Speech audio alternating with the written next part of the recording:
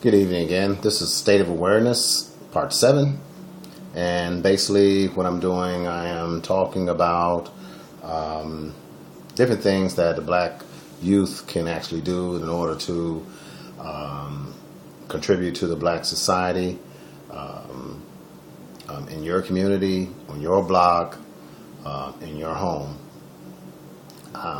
So one of the things that I would like to talk about on this segment is to find out, what do you think? Okay, the young black men and the young fathers out there, what do you think? What do you think needs to happen to improve your community? Now, let's eliminate getting money from the government. Okay, let's eliminate that. Let's assume that you're on your own. All right? Let's assume that you have no hands. All right? All you have is your feet and your brain and your body.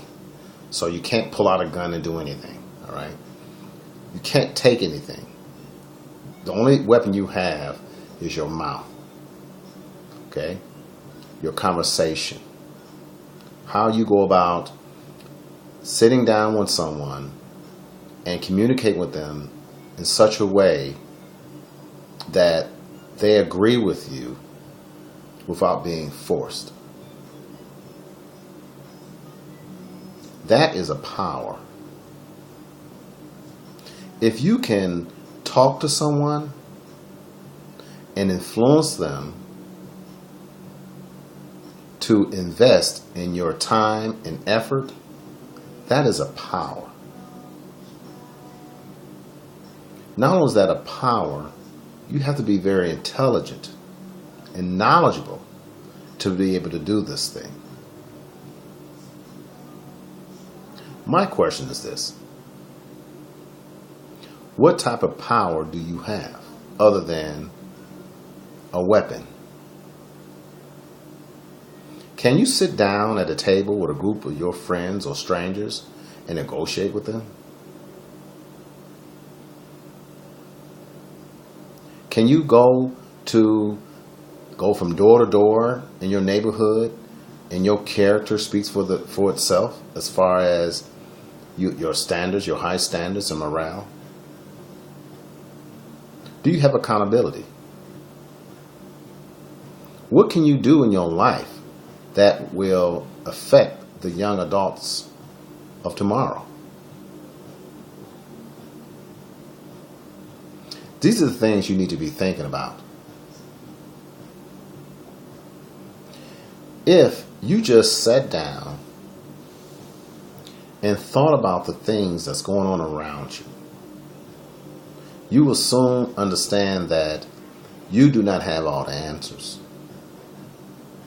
And the answers that you do have play a small part of a big picture. To give you an example of this is, let's assume that there were 10 people in a room, okay?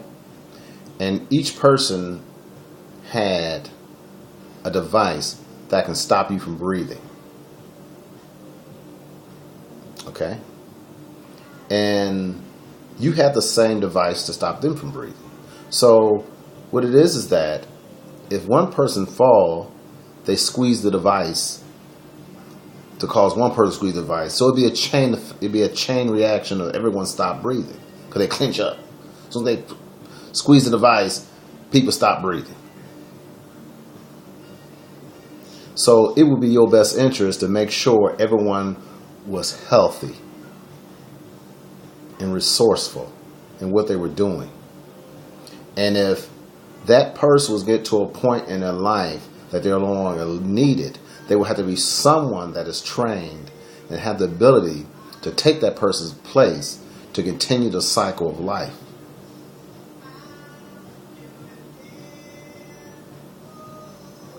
There's a lot of things that can happen in your community. The point is, do you want it?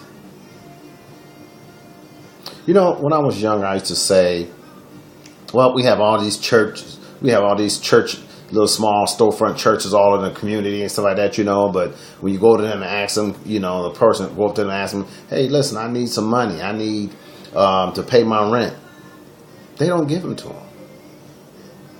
They don't give them anything. They didn't give them anything.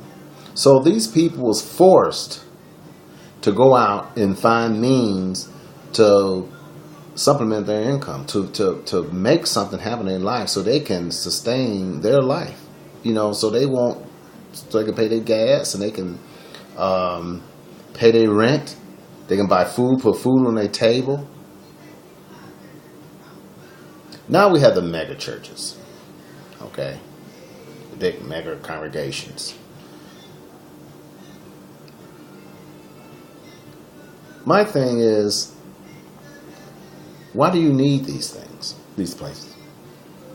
Okay, whatever happened to discipline in the home? My thing is that, how come when the only person can make your child listen when they are out of control is a police officer?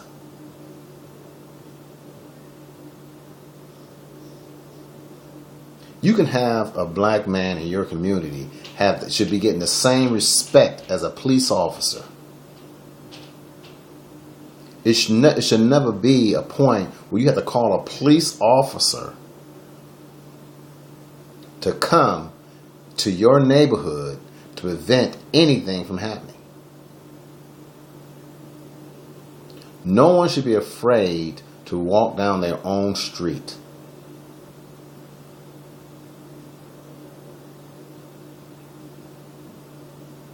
There are ways you can deal with a lot of different things as a group of people. If society know that you are maintaining order in your community, they will go to the leaders of that community and see if they can resolve or answer any questions. They won't have to go to the neighbors for anything. All they have to do is go to that group leader and say, okay, this person did this. Okay, we'll handle it.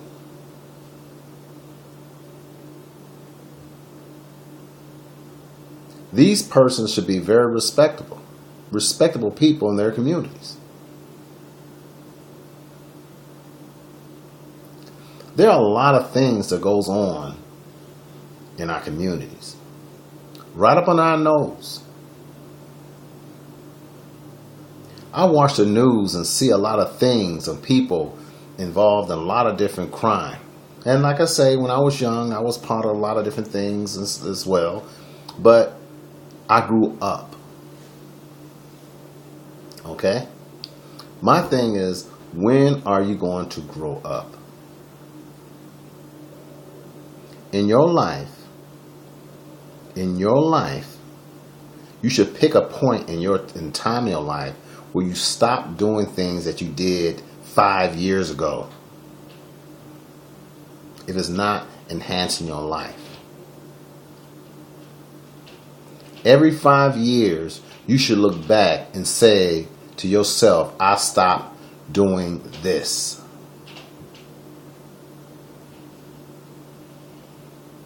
If you were stealing 5 years ago, hey, you shouldn't be stealing this. You know what I'm saying? Next 5, you shouldn't be doing this. You should stop doing something. Give up something. Give up something. Okay? Every 5 years, you should look back and be able to calculate the things that you gave up that you're not doing to that present day in time. That's maturity.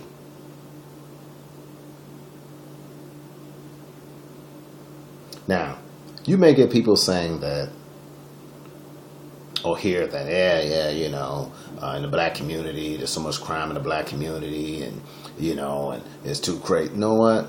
Hey, you know what? I live in a predominantly white community, and it's just as much crime here as it is in the black communities. Believe me. You know the difference? The difference is they not all on the street corners doing it. Their stuff is very maintained and controlled. And the people in these communities, they know who the crooks are. The police know who the crooks are. That's why the police don't have to be chasing people down the street and going to high-speed chases, chasing people. And they go straight to where they are and arrest them when they get out of control. My thing is that if you can't do the time, don't do the crime. There's very few people that are actually retired in the drug world or as a criminal. Being a criminal, there's rules. Okay, number one, you don't get your butt kicked, stomped out. Okay, that's one of the rules. Okay, that's one of the rules of the game. The second rule of the game is you don't get robbed. Okay. Third rule, you can go to jail. Fourth rule, you don't get killed. Okay? And the fifth rule is you're going to wind up being a bum. All right? So those are the 5 rules of the drug game. Robbed, killed, jail. Okay? What else? Bum. And what else? The 5th thing is you're not going to retire in it. Okay? There's a lot of shyster, a lot of crooks out there that started out as criminals. And most, like I say, all across America, throughout our history, most of the criminals was between the ages of 13 and 24. Okay? And all the notorious criminals from the age of 13 and 24, they're all either dead or in prison. Okay?